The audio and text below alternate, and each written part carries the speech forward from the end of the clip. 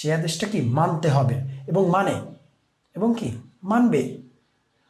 আর আল্লাহ তাআলাও কি পারতেন আমাদের আদেশ করতে, আল্লাহ তাআলা কি পারতেন। আল্লাহ তাআলা তো আমাদের রব, যে প্রতিপালক, সে আমাদের পালনকর্তা, সে তো পারতেন আমারই ইবাদত করো, আমারই প্রশংসা করো, সবাই আমার প্রশংসা, এই টাইপের ব্যবহার করতে, এই শব্দগুলো ব্যবহার করতে। আল্লাহ তাআলা করেননি। কারণ এখানে যদি আল্লাহ তাআলা যদি ব্যবহার করতেনই, তাহলে এই শব্দের সাথে পরিচিত হইতেন।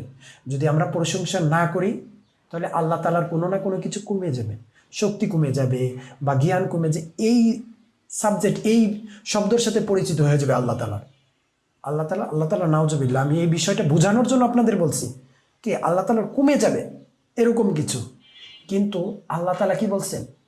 সমস্ত প্রশংসা। এখন এখানে কি আপনার ইচ্ছা মতো আপনি প্রশংসা করতেও পারেন, নাও করতে পারেন। এই শব্দের ধারায় বোঝা যাচ্ছে